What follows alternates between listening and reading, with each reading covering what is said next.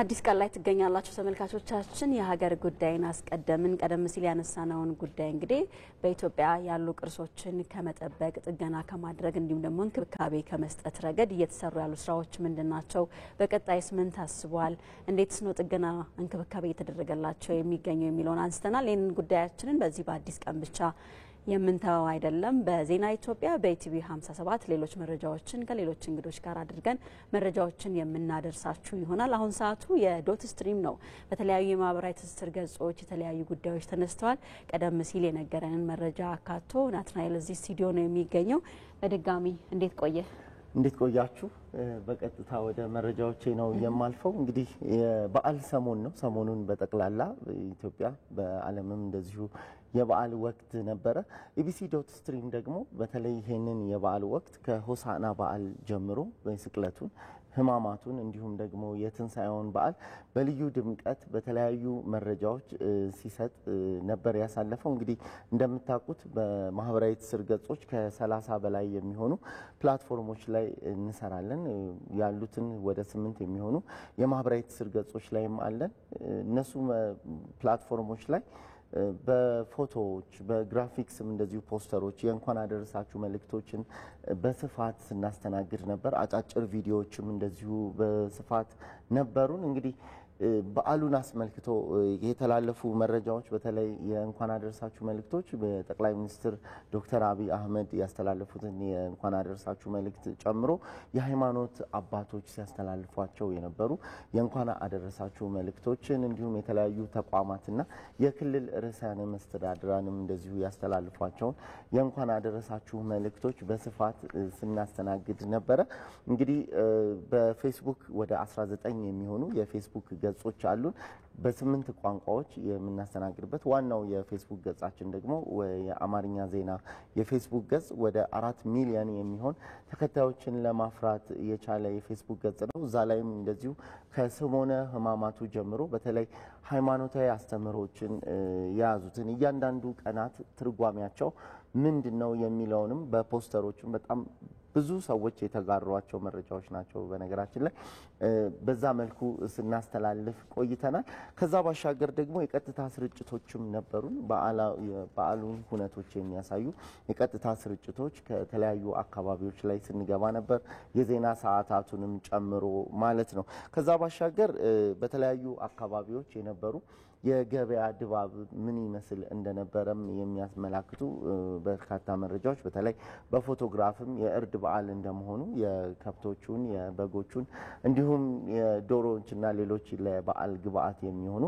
የበዓል ግብአቶችን የተመለከቱ መረጃዎችም በስፋት በኢቢሲ.ስትሪም የዲጂታል ሚዲያ አማራጮች ስናስተላልፍ ነበረ እንግዲህ ይሄንን በዓል አስመልክቶ በሲከናወን የነበረው አንዱ ሁነት በተለያዩ አካባቢዎች ላይ የማዕድ ማጋራቶች በስፋት ሲደረጉ ነበር ጠቅላይ ሚኒስትር ዶክተር አብይ አህመድ እንደተለመደው በቤተ መንግስትም በተለያዩ አካባቢዎችም እየተዘዋወሩ ማዕድን አጋርተው ነበር እንግዲህ ስለ ህፃናት የተናገሯቸው በተለይ አሁን ያለንበት ጊዜ ለልጆቻችን ትልቅ ተስፋ የሚሰጥ ልጆቻችን እኛ ያየነውን ችግር ሳያዩ የሚሻገሩበት በዓል ጊዜ እንደሚሆንም ሲናገሩ ነበር እንግዲህ በተለይ ወደ ካሳንቺስ አካባቢ በልማት ተነሺ የሆኑ ጎረቤቶ የቀድሞ ጎረቤቶቼ ሲሉ ነው የገለጹት ጠቅላይ ሚኒስትሩ ጉብኝት አድርገው ነበር ማዕድ ማጋራትም በዛው ስፍራ አድርገው ነበርና ከልማት ተነሺዎቹ ጋር የነበራቸውን ቆይታ እንደዚሁ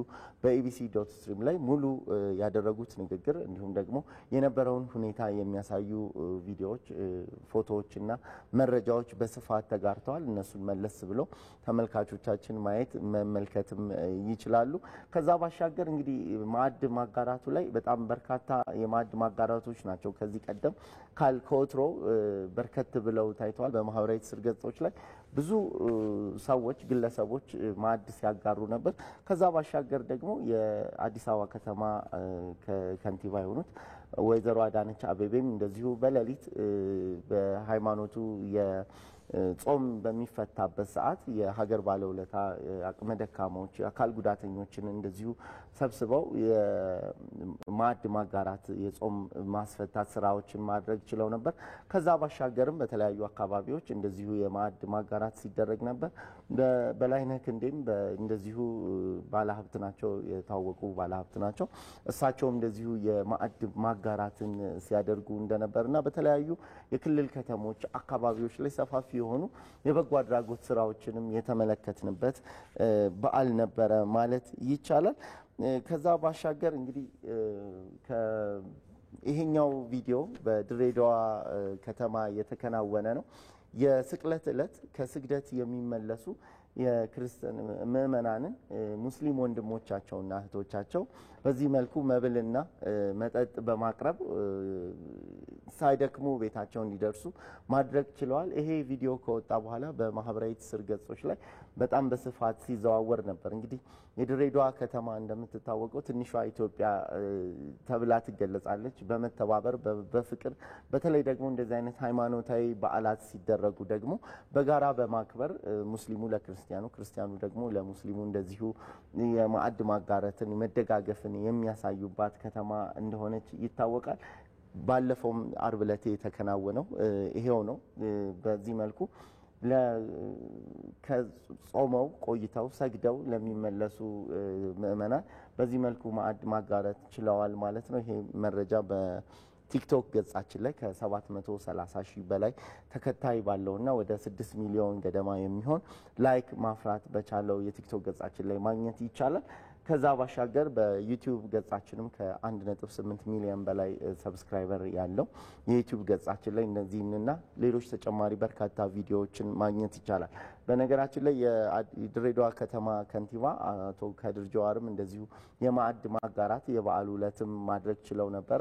ከቤታቸው ርቀው በድሬዳዋ ከተማ ውስጥ የሚኖሩ አቅመ ደካማ የሆኑ ዜጎችን እንደዚሁ ማዕድ ማጋራት መቻላቸውን የተመለከተ መረጃ በስፋት ሲወጣ ነበር። ይህንን ካለን ከውጭ ወዳገኘነው መረጃ ነው የምንሻገረው። እንግዲህ የበዓል ሰሞን እንደመሆኑ የትንሳኤ በዓል በሌሎች ዓለም ሀገራትም በስፋት ይከበራል።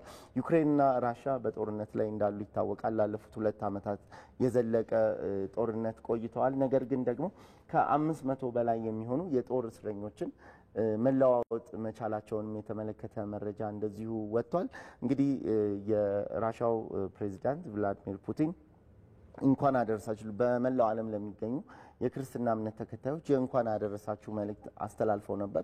ከዛ ባሻገር ደግሞ በዓሉን በማስመልከት የተኩስ አቁም ስምምነትም እንዲደረግ ማድረጋቸውም ይታወቃል። በማህበራዊ ትስስር ገጹ ላይ እነዚህ መረጃዎች በስፋት ሲነገሩ ነበር። ያልሆነም የሚለው እርስ በርስ የተወነጃጀሉ ነው የሚገኙት። በትክክል እንደሱ አይነት መረጃዎችም ሲወጡ ነበር። ግን በዓሉ ከመከናወኑ በፊት ይህንን በይፋ ፕሬዚዳንቱ ተናግረውት ነበረ። በእስረኛ ልውውጡ በነገራችን ላይ ጦርነቱ ከተጀመረ ከ2 ዓመት በኋላ በብዛት ከፍተኛ ነው የተባለ የእስረኞች ልውውጥ ነው የተደረገው። 246 የሚሆኑ የሩሲያ ወታደሮች እንዲሁም ደግሞ 277 የሚሆኑ የዩክሬን ወታደሮች እስረኞች ልውውጥ ነው የተደረገ የነበረው። ከ31 የሚሆኑ ደግሞ ዩክሬናውያንና የቆሰሉ ዩክሬናውያን እንደዚሁ እንዲመለሱ ተደርጓል። 15 የሚሆኑ ሩሲያውያንም እንደዚሁ የዚሁ የእስረኞች ልውውጥ አካል እንደነበሩም ሲገለጽ ነበር። እንግዲህ በዓሉ ከራሻ ባሻገር በመላው ዓለም በአውሮፓ በርካታ ሀገራት በድምቀት ተከብሯል። እንዲሁም ደግሞ በህንድ በእስራኤልም ጭምር እንደዚሁ በተለያዩ ሁኔታዎች መከበራቸውን የሚያመለክት መረጃዎች በማህበራዊ ትስስር ገጾች ላይ በስፋት ሲወጡ ነበረ።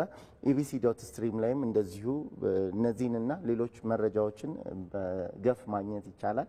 ምርትና አገልግሎትንም ለማስተዋወቅ ኢቢሲ.ስትሪም እንደዚሁ ክፍት ነው። በዲጂታል ሚዲያ ምርትና አገልግሎቶችን ማስተዋወቅ እየተለመደ መጥቷልና በኢቢሲ.ስትሪምም ምርትና አገልግሎታቸውን ለማስተዋወቅ የሚፈልጉ ተቋማት እንደዚሁ በራችን ክፍት ነው፣ ደውለው መረጃዎችን ማግኘት ይችላሉ የሚለውንም መልእክት ለማስተላለፍ ነው። በጣም አመሰግናለሁ። እኛም እናመሰግናለን። መልካም ቀን። መልካም ቀን።